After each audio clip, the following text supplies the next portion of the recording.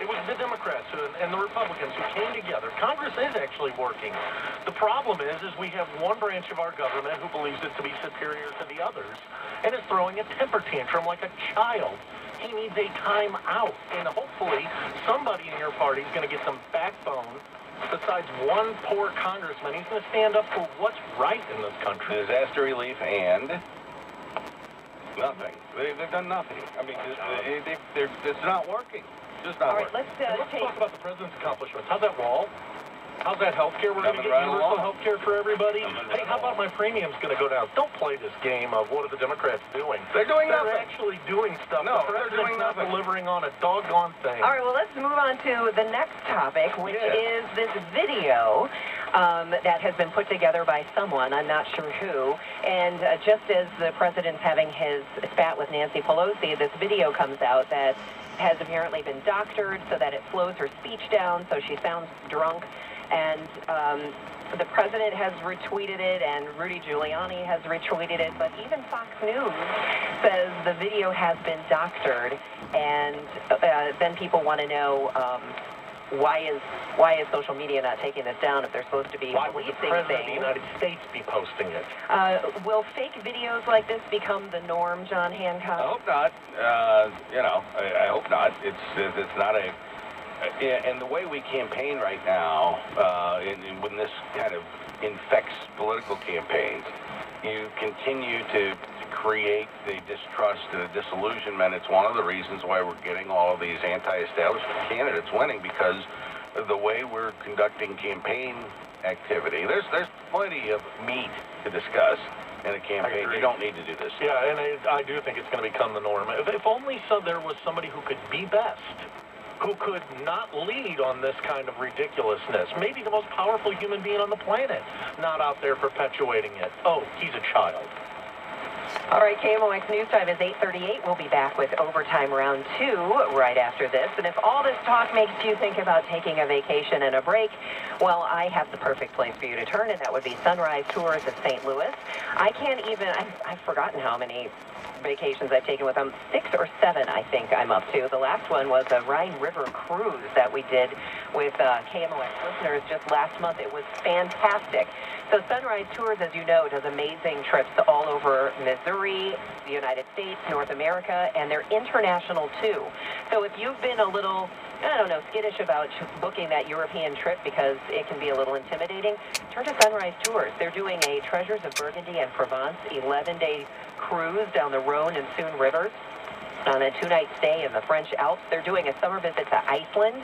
How about Costa Rica in November? Explore the rainforest, beaches, and wildlife. A Panama Canal cruise over Thanksgiving. It'll be absolutely amazing. Trust me, they take care of all the details, and you will have the best vacation of your life. TravelSunrise.com is the place to go online, or give them a call, by all means, at 314-394-3081. Sunrise Tours of St. Louis at TravelSunrise.com. At Town & Country Bank, it's true we're great with numbers, but we're even better with people. We offer a banking experience that's about interactions, not transactions. Our friendly team is all about helping you fulfill your dreams with the right services and tools to build financial security. You'll find quick decision-making lets you get back to the business of life. Town & Country Bank in Edwardsville and Fairview Heights for all your personal, business, and home loan needs. Online at townandcountrybank.com. Equal housing lender. Member FDIC. Broadcasting from the Bomarito Automotive Group Studios, Missouri's #1 automotive group. This is St. Louis's News Radio, KMOX. Hey, let's take a look at the roadways. It's 8:40, and Roger Brand is joining us from the Steeple Traffic Center. It was pretty quiet out there right now, Debbie. I imagine they'll stay that way at least until early this afternoon. Then I imagine we'll get a push as folks get out of town for the holiday weekend. But right now, no worries. You just have a little heavy traffic southbound 67 south of the Clark Bridge down through 94 in West Alton.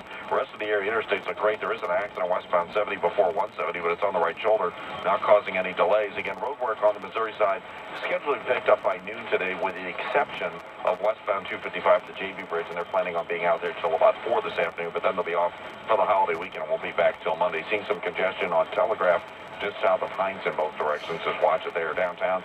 Coming in from Illinois, 64, 55, 70 look great across the Poplar, Mutual Veterans, McKinley Bridges, all on the run. I'm Roger Brand of the Steeple Traffic Center. All right, sunshine and clouds today. It'll be hot and humid. hot and humid pretty much through most of Memorial Day weekend, and storms possible through most of the weekend, except for Memorial Day Monday. Today we don't have rain in the forecast. It'll just be breezy and sunny, high of 90, 71 overnight. Maybe a shower or thunderstorm around on Saturday, high of 86. Currently it's 75 degrees already in downtown St. Louis. Get ready for the Cleveland Braves tonight. Hamlin Total Access 620. First pitch with Mike Shannon and John Rooney, 7:15. Following the game, it's Live with Mike Shannon and Mike Claiborne. Hear it all right here on your voice of the St. Louis Cardinals, KMOX.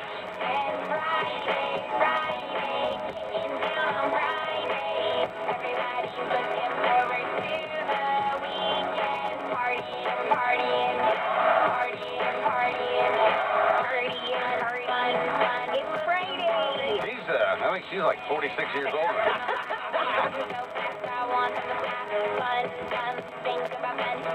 I've never heard it.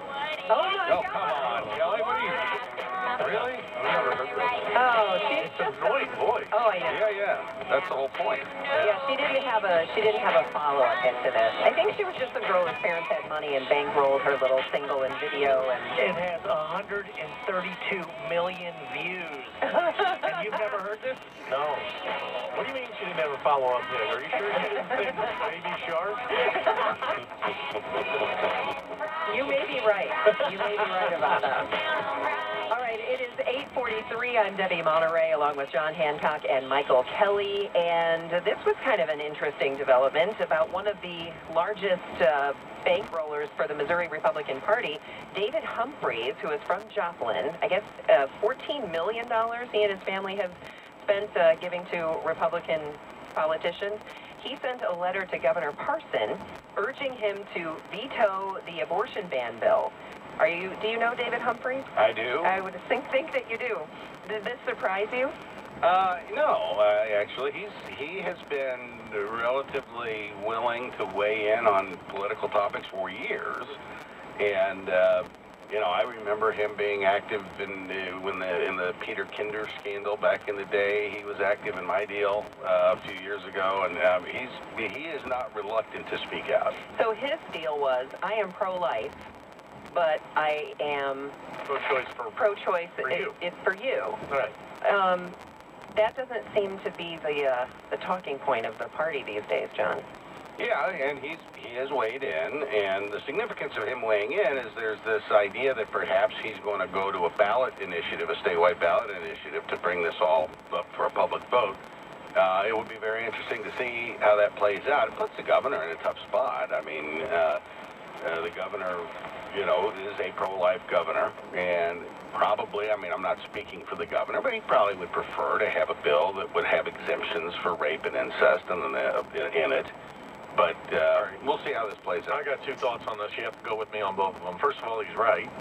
This bill is disgusting. It's immoral. It's anti-woman. It's anti-liberty. It is everything the Republicans talk about. Having said that, so he's right about the fact that the bill should be vetoed. Having said that, can you imagine the money crats are able to put out directives like this? Could you imagine, Deborah, if George Soros were to put out a pronouncement of what a governor should do in the state of Missouri as it relates to a bill? Or, I don't know, maybe the Carpenters Union were to say this, the Republicans would be going nuts. The fact that some money crat can go out there and say what they're going to see happen on the legislation and it's being considered strongly? Come on, folks, what is going on here? Is this just a party of the billionaire barons? I think it is. It is not. Is it going to be considered strongly, though? I think the governor's going to sign the bill.